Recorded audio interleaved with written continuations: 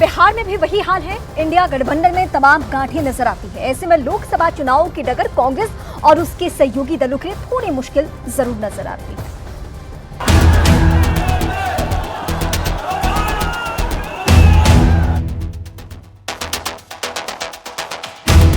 बिहार में एनडीए और इंडी दोनों ही गठबंधनों में अब तक सीटों का बंटवारा नहीं हो पाया है।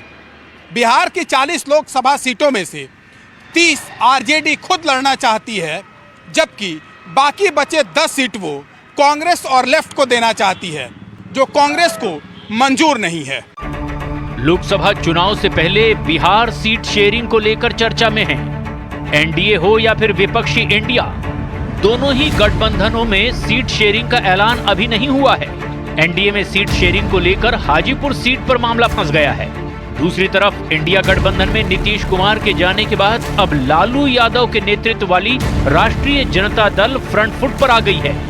आरजेडी ने बिहार की 40 में से 30 सीटों पर चुनाव लड़ने की दावेदारी कर दी है। इंडिया गठबंधन में सीट शेयरिंग का जो भी संभावित फॉर्मूला सामने आया है, उसके मुताबिक लालू यादव की पार्टी ने कांग्रेस को 7 सीटें ऑफर की है, लेकिन कांग्रेस पार्टी बिहार में 11 सीटों पर दावेदारी कर रही है। आरजेडी इस बार कांग्रेस को अधिक सीटें देने के मूड में नहीं है। इसके पीछे मुख्य वजह है 2020 चुनाव के नतीजे, जिसमें आरजेडी ने बिहार विधानसभा के 243 सीटों में 144 पर अपने उम्मीदवार उतारे और 75 सीटें जीती, जबकि सहयोगियों को भारी नुकसान उठाना पड़ा। बिहार विधानसभा चुनाव में कांग्रेस ने तब 70 सीटों पर उम्मीदवार उतारे थे, लेकिन पार्टी 19 सीटें ही जीत सकी थी। लेकिन दूसरी तरफ नीतीश कुमार की जेडीयू के 43 सीटें जीतकर तीसरे नंबर पर खिसकने के बावजूद एनडीए के साथ मिलकर 125 सीटें जीतकर सरकार बना ली थी। आरजेडी को अब 2024 चुनाव में तेजस्वी यादव का कद और मजबूत करने का मौका नजर आ रहा है।